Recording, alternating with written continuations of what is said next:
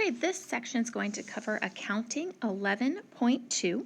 You will want to go ahead and open your textbooks to page 328, and then you will want your workbooks open to page, let me find that page number real quick, 277. All right, we are going to learn how to do two new transactions today. You're going to learn how to journalize sales, returns, and allowances, and then how you post that to an accounts receivable ledger.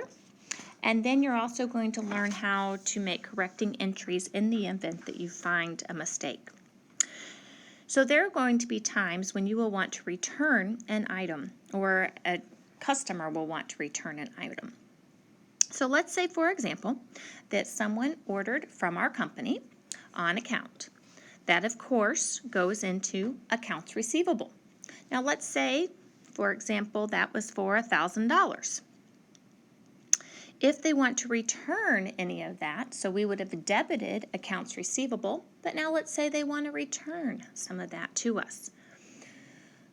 What we would then need to do is we have to credit accounts receivable for the amount that they're returning, similar to like if they paid for it. The difference is going to be when they pay us for it, cash is debited and accounts receivable is credited. Where in this case, we're going to learn about two new accounts, sales returns and allowance, and sales tax payable we've been using. Sales returns and allowances is a contra account to sales. So for example, sales normal balance is credit.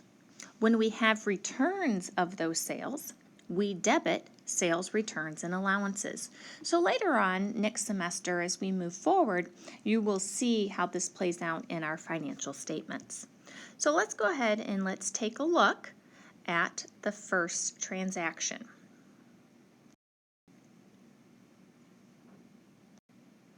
Okay, again, we are working with our general journal. Okay, so let's take a look at the transaction and let's see what it's asking us to do. It said granted credit to Keller Associates for merchandise returned, $245 plus sales tax, which was $14.70 from sales $645 for a total of $259.70. All right, so they're returning $245. So that is going to be recorded as sales returns and allowances debit for $245. Then we have our sales tax payable. Again, previously, sales tax payable would have been credited as a liability. The reason is, again, we are going to pay that later to the government. So at this point, it is a liability because we owe the government this money. But now that they're returning the product to us, we no longer have that sale, and therefore we owe the government less. So we need to debit sales tax payable. And then, of course, we are going to credit two accounts. Again, because this is in our general journal and this transaction does not fit with any other transaction, we are going to do the slash. So we're going to have accounts receivable / Keller Associates, which means we are going to post $259.70 in accounts receivable general ledger and $259.70 in Keller Associates, our accounts receivable subsidiary ledger. The $259.70 comes from your two debits, sales returns and allowances plus sales tax payable equals $259.70.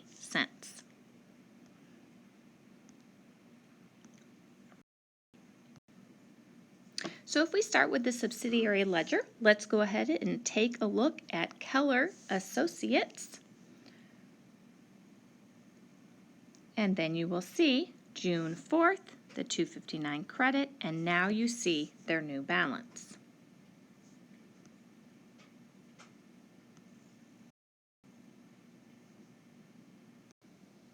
Now if we go to our general ledger, we now need to record that amount in the accounts receivable. So you will see December 4th, $259.70, and then you have a new balance. The next account is the sales tax payable, Again, we need to record $14.70. And then your sales returns and allowances, which is the $245. So now you have completely posted that transaction.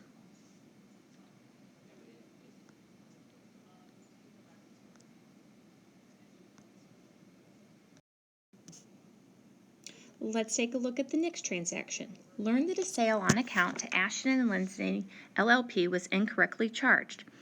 The account of Abraham Corporation for $623. So basically what happened is Ashton and Lindsay, in their accounts receivable, they were debited, but it should have been charged to Abraham Corporation. So basically, we need to reverse that charge. So if Ashton and Lindsay had been debited, then that means we need to credit them and that we are going to need to debit Abraham Corporation. Now, all of this is going to take place in the subsidiary ledger. We are actually not going to see any changes in the general ledger because the accounts receivable still exist. That hasn't changed. The only thing that actually is changing is who it is being charged to.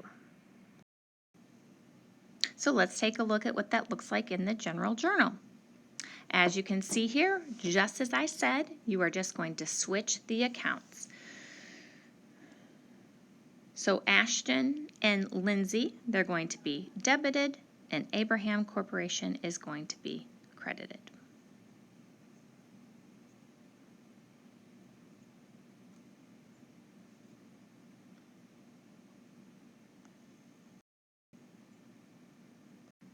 So if we take a look here now, you can see that in the general ledger, they have credited Abraham Corporation for $623 and debited Ashton and Lindsay for $623. Now that is all you do for 11-2. So please, again, using your book and the resources in your book, go ahead and continue. There's 2 more transactions, the same as the first 2 that we just showed you.